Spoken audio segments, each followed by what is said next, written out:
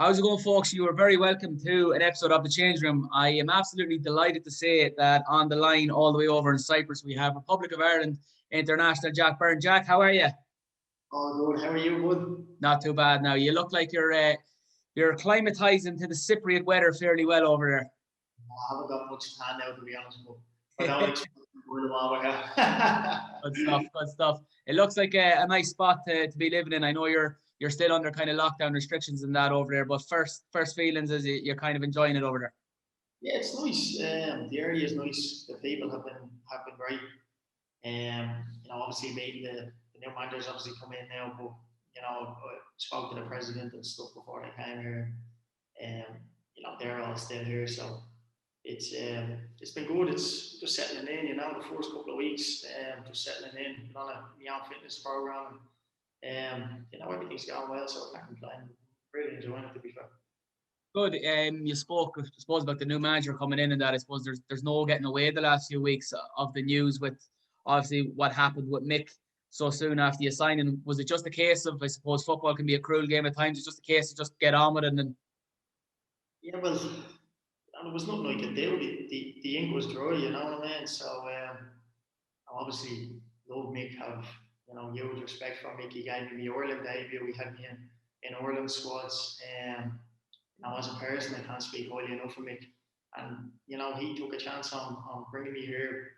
I knew the president here and the background, the board kind of they wanted me as well. So they reassured me that when Mick obviously left, and I'm delighted to see Mick. So they getting the job now at Cardiff, and him and Terry Connors after going in there.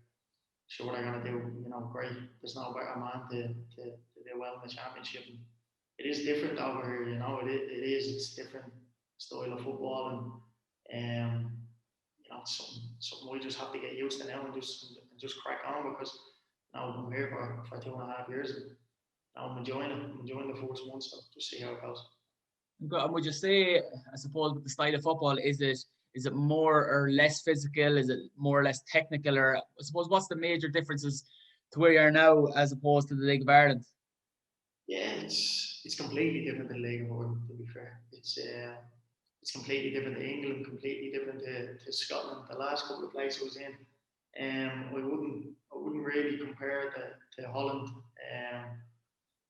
I've only played 2 games now. I think I played a half an hour yesterday or 40 minutes, and played 20 minutes the weekend before that. So it's going to take me a while to get used to it and see what it's like. But it is technical.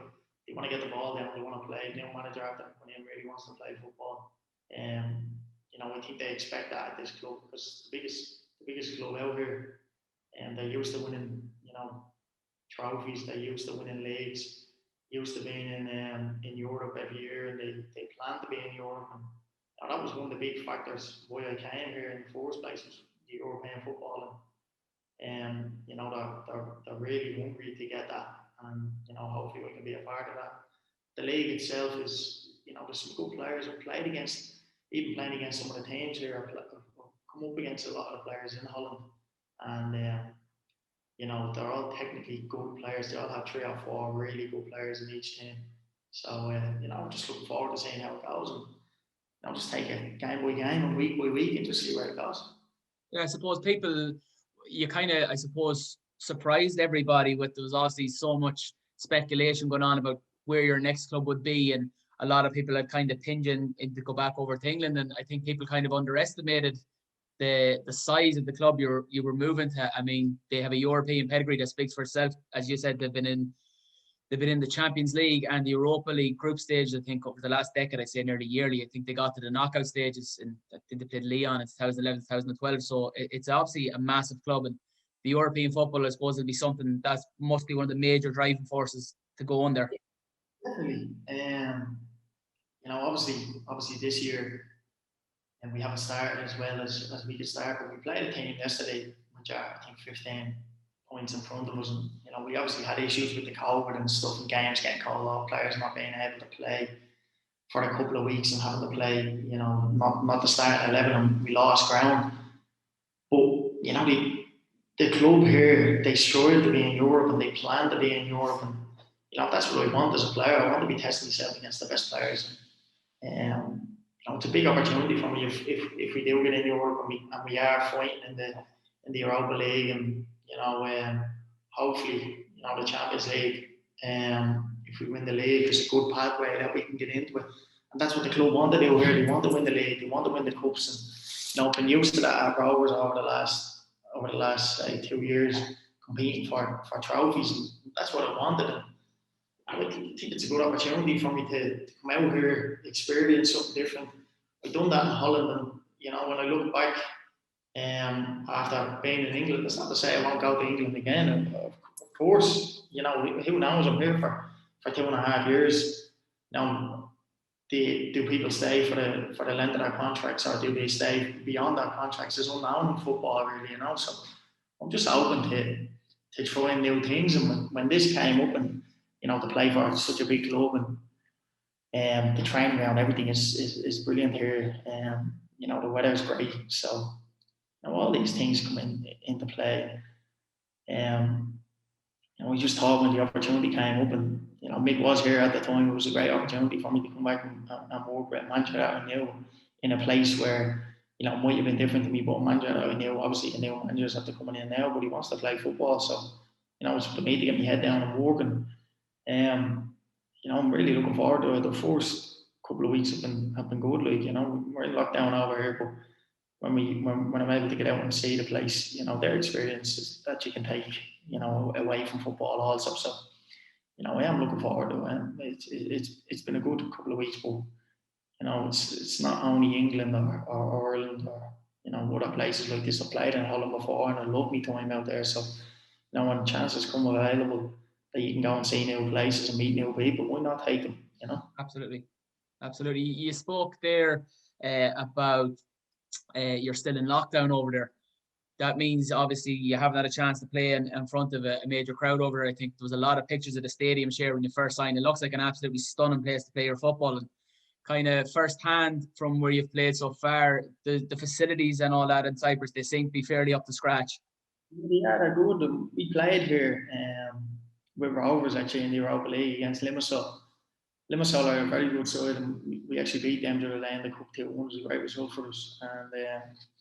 And Greener scored an unbelievable goal in the stadium. I sent him a video yesterday in the stadium of the top corner. I said, I think your ball is still stuck in.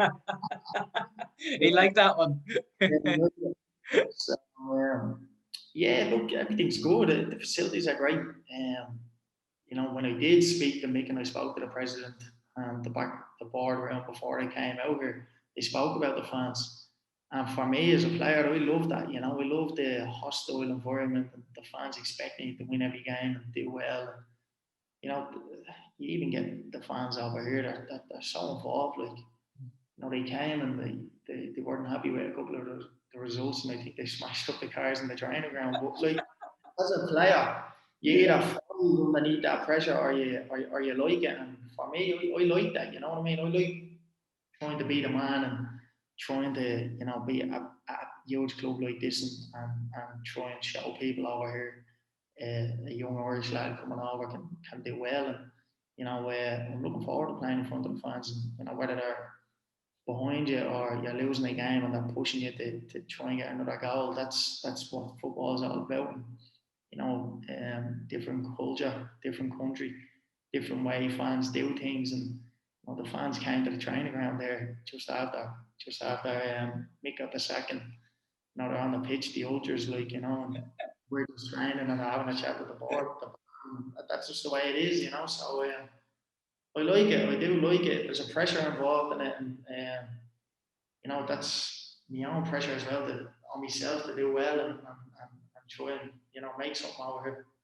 I suppose it is that pressure that drives you on, and I suppose I know from personal experience, a hostile crowd is something that brings out the best in you, because I stood at a corner flag in the showgrounds and gave you little bit of lip one night, and you stuck it in the bottom corner 20 minutes later. So for sure, I know people have said you're a massive loss to the league, which you are. You definitely won't be missing my house, Jack, because you broke my heart against the team I love on a couple of occasions. But we'll get over that and wish you the best. We're going to go on. Though as well, you know what I mean? I will miss going down and playing against Sligo in the showgrounds or going down to Corners Cross. And, you know, these places are great places. Even Talca Park there, I would have loved to play in Talca Park with the crowds there. I used to go there with my father when I was younger and watch the games and the good Shelbourne teams when they were competing in the Champions League. So, like, we love that, you know what I mean? You have a personal connection with people back there, you know, where you're playing in front of your own, you're playing in front of, you know, your own home fans. You know, it was great. It was an unbelievable 2 years. People I met there, the grounds I went to, even though, you know, you might be going up to Valley Buffet on a horrible night and the cross was the FA Cup and you're 2-0 down, you can't kick you love it. How you Morgan, an unbelievable football man, gets the best out of that every single year. You know, that's what it's all about. It's all people pulling together, especially seeing these times now. It's you know an unbelievable kind of family feeling around all the clubs. You know, there's no millionaires in the league. And I think everybody gets that. You know what I mean? So hard working people doing well, and I love being involved. And really, it brought me back to a place where you know I definitely wasn't in that place a couple of years before. So it brought me back to a good place and you know, it's probably one of the best things I done was getting back to playing there 100%. And I would love to go back one day and play again. And it's nice to hear you have those positive memories. Now that you say that, I was the same. My dad's actually from Hollybank Road in Drumcondra, and I remember being younger. I suppose Sligo Rovers is the team I love the most out of anything in this world. But I remember being younger and going up to Drumcondra for the weekend, and you go to Talca Park, and it was like going to Wembley. And of course, the Shelbourne teams were massive back then. I suppose anyone a bit younger now, they're probably not at the levels they were, but back in the day, they were a massive, massive club. Memories of you know rubbing balls in Talca Park, come over to college and jumping back over the wall to try and get a so like you're down there, you're playing a couple of years later, and it's you do get them memories coming back. You know, you think you're looking across the road, and you can see my ma's back garden basically from the house or from the stadium. So you know, they're pretty memories to have, and there's still friends and all that, Shells fans, and they're shouting at you on the side of the road. And, you know, when you're going into the stadium and then you walk outside and they're shaking your hand saying, great game, Jacob. Yeah, nice. So, Jack, that's brilliant. We're going to take a quick break, and when we come back, we're going to discuss a little bit of the Republic of Ireland stuff. no problem. See you in a minute, Jack.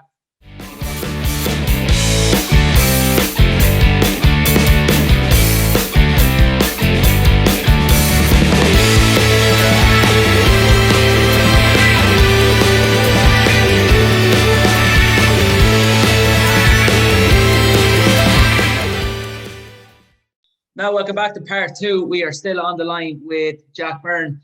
Jack, looking ahead, I suppose the general consensus would have been anytime you've come into the Ireland squad, you've been absolutely brilliant. Do you feel that you're ready to step up now? The qualifiers are in March, of course. You'll be hoping the move to the club will propel you again into another call up for the senior squad.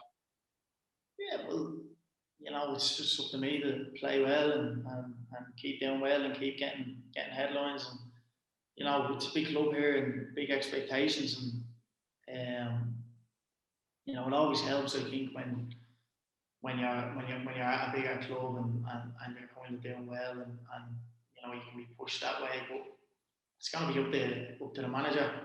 It's going to be up to Keith Andrews. I know Damien was left now. Damien was brilliant with me when I was in there. He was, you know, he was really helpful for us. I think a lot of the young lads in there, he was brilliant. But you know, Stevens gave me two competitive caps, and I can't thank him enough for that because you know it was the first I think player to be captain in South. You know, so it's up to me. I know I can't rest on that, and I know I don't expect to be in every squad. 100%, I don't expect to be in every squad. I know I need to work hard and be doing well and earn the right to be in the squads because you know you see young players coming up. Jason Malumbi's doing brilliant. Jason Knight is doing great. Josh Cullen's doing really well at Anderlecht. Connor's gone back out on loan now, and you know obviously the older lads are still doing well and playing the Premier League. But would like to think that I'm in that younger group of players that like say Josh and Jason, I know I'm a bit ahead of him and Jason, where hopefully we can do well over the next couple of years and help the national team. If I'm not in this squad or I'm not in the next squad, then it's no problem. We'll just keep working hard and try and do as best as I can to get back in it. Yeah, absolutely. It took the words out of my mouth, and I think I definitely been beating the drum of. I think the future of Irish soccer within the next 10 years. I mean, you're only 24. The younger lads, there's a lot of talent coming through probably that we haven't seen in the last few years, and I think it's a time to be positive. I know there's been a few bad results. Stephen's just come in, and look, it is what it is. But I think the next 10 years, I think there's a lot of positivity. There's a lot of good players coming through. Yeah, I think so, and Stephen has had it's the world has gone so crazy at the moment, and he's been thrown into it his first year in the national management, and to have to deal with what he's dealt with, I think he's done unbelievably well, and he has a clear way that he wants to play, and the players all buy into it, and they all like it, and they all want to try and win games of football that way, and I think it's not easy going into the Aviva Stadium when there's not a wall of Irish fans there Yeah. roaring your home. So looking forward to that coming back and Stephen taking us forward in that way in front of all the Irish fans, and I think that'll give everyone a boost, and big games coming up now in March. I think the country's in good hands. I think the coaching has been really good since I've been in there. I've been really impressed with it. I can't wait to go in every time we go in and work with Keith and Stephen. So, I'm really looking forward to it now. Hopefully in the next squad, if not, then be ready if I'm called again. And I've played with a lot of the young lads coming through, and the likes of Jason Knight and Jason Malumbi, and I've seen firsthand what they can bring, and the energy and enthusiasm that you have to play for that country, and that's only a positive. Do you know what I mean? Jason Malumbi, I think he has 4 or 5 caps now at probably 21. So that's brilliant, great experience for him. And Jason Knight doing well, got the armband at Derby. And, you're seeing young players coming through. Darragh O'Shea, another great player. So it's exciting times. I think it's exciting times, and definitely in good hands with Stephen, because he's obviously seen them in the 21s, and he knows what they can do as well. He's given them a chance. We think we're in a good spot. Did you ever kind of, I don't know whether the players listen to much on social media and stuff, but did you kind of get a little bit sick of the noise that was coming surrounding the squads? It was kind of something very similar that was going on in England with Jack Grealish, and it was nearly every time it was coming to a squad as, will Jack be in the squad? And every time coming close to the game as, will Jack get a game? Did you kind of get a little bit fed up listening to that and just kind of wanted people to let you get on with your life or get on with your game?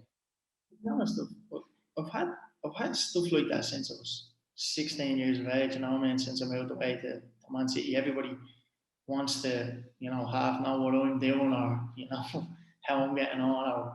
But look, that comes with obviously doing well and having a I don't know, big name from the underage and the skill boys, and doing well. And I'm used to that, and I don't even look at it. I just dust it off. And some people, be saying, "Are you going to be in the squad? Should you be in the squad? Yeah, you should be playing." Other people are going to be saying you should be nowhere near it. He's not good enough. This and that. So you can't listen to them, would you? I have a good core group around me of people who I trust, and when I'm making decisions, I sit down with them, or if they tell me that I'm not doing well, or they tell me I need to do something, well then I'll listen to them. I won't be listening to what's in the papers or anything, because you can soon get, you can take your eye off the ball if you're listening to people telling you you're great all the time, or you can soon get really down if people are telling you that you're brutal. So you just need to take it with a pinch of salt, and obviously if you're in them conversations that people are saying you should be starting or you should be in the squad, then you're happy. You know what I mean? Because you're obviously doing something right at the end of the day. But it goes back to kind of coming out here and coming to Cyprus. Did I know people? People with big football and educations probably don't realise how big this club is, and how big of an opportunity it is. And if you are listening to them people saying, well, why aren't you going to, I don't know, League One club or Championship club or a team in Scotland, why aren't you doing that? Then you probably would make a decision on what someone else is thinking and not what you're feeling. And been in the game a long time and know big clubs and I know I respect people's opinions that matter in the game, and that's all that's important to me. Not somebody who's maybe sitting behind the keyboard that hasn't been in your shoes and been in them situations and knows. I'd rather go and ask somebody who's been through it and walked the walk and can tell me straight from the heart if I'm doing well or if I'm not doing well. Yeah, as I suppose you touched on earlier on about the League of Ireland and your fond memories and stuff like that. You must have very fond memories the last couple of years with Stephen Bradley. As much as it breaks my heart, to seem to be doing things very well at Sham at the minute. Was there a highlight over the couple of years that you could probably take out? The league, I suppose, is probably the league and the cup final. The cup final was unbelievable moment with my family and stuff there. And, you coming back, I wanted them things and working hard. And I remember doing a hill run in pre-season with Glenn Cronin when it was completely out of shape. And I remember him telling me, he said, "Listen, if you go up this hill," he said, "you'll have a good chance of playing for the world this year and you'll win a trophy." And I remember looking at him and I was thinking, "Oh, we're going to jump on your back. You're going to have to carry this hill." So then we got to the top of that hill. There was another hill. So I was thinking, "Oh, no." It's just the people there. Glenn, he cared. You know what I mean? He cared about the club. He cared about me, Stephen. He cared about me as a person. He cared about the club. And we soon got that after a month, after 2 months. I looked at myself in the mirror after that pre-season kind of and said, "Listen, these people really cared about you. It's time to start caring about them. It's time to respect them." And even now to this day, I'm not there, but I do care about them. I do care about how that team's getting on. I do want them to do well, and I do want the club to do well because they invested so much time and energy into me, not only on the pitch but off the pitch. So I felt as if I had to really buy into it like that and give that back as well. And that makes you a better person. That makes you a better person to be around and a better teammate. And it was a perfect fit. And obviously good that I can't stay at Shamrock Rovers and work with Stephen Bradley and Glenn Cronin and all Steve McPhail, Darren Dillon for the rest of my career.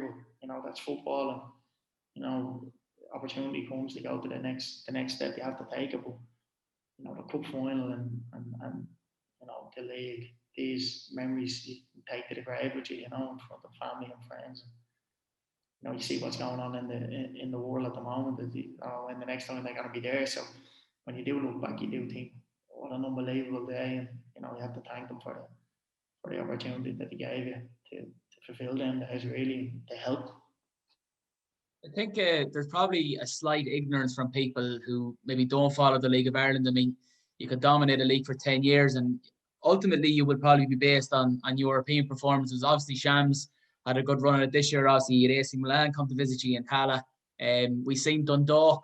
People will level that maybe their points tally didn't kind of correspond to their performances. And how far are we away in the League of Ireland to having a team participate in the group stages of these tournaments year in, year out, so that it's not seen as an achievement that we should be there every year.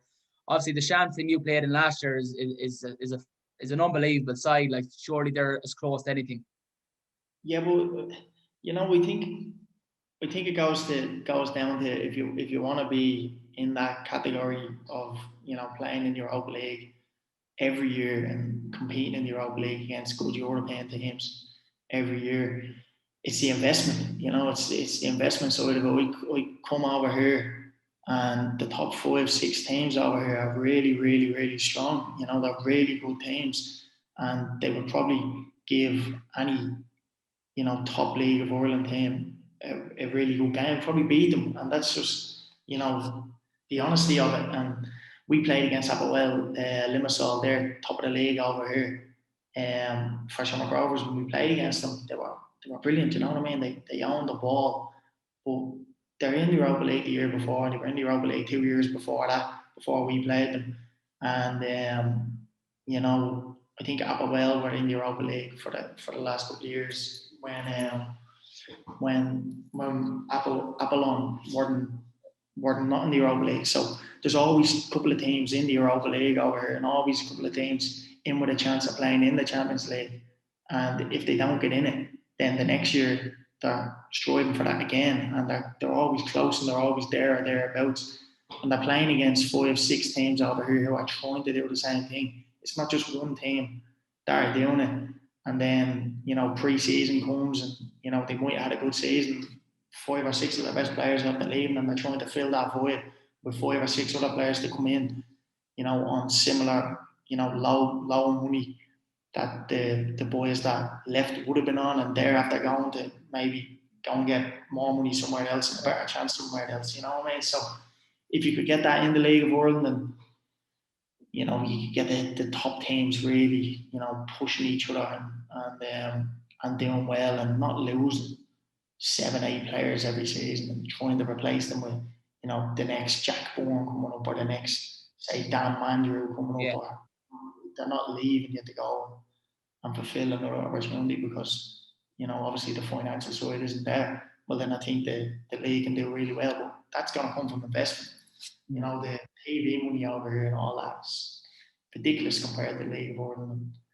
Um, you know, that's why the teams are doing well, because they can invest and they can invest in their club and they can invest in players and they can invest in their facilities, and they can go and, you know, they can get into Europa League and Champions League yearly, and they can get big revenues from that. And they can invest. And that's just where it comes down to, I think, at the end of the day, because, you know, you've got the good coaches, you've got the Stephen Bradleys, you know, you've got all these people there who are doing well. You had the Stephen Kennys, you know what I mean? So if you can keep them in the league, it's, I think, you know, that's for me to say. It's Yeah. just my opinion on it, you know. So what's on the horizon for the next couple of weeks, Jacks, in terms, is it all league games? Is there cup? I understand the break, is the top couple of clubs at the end of the season go into a kind of a semi-final, or how does it work? The top half play each other.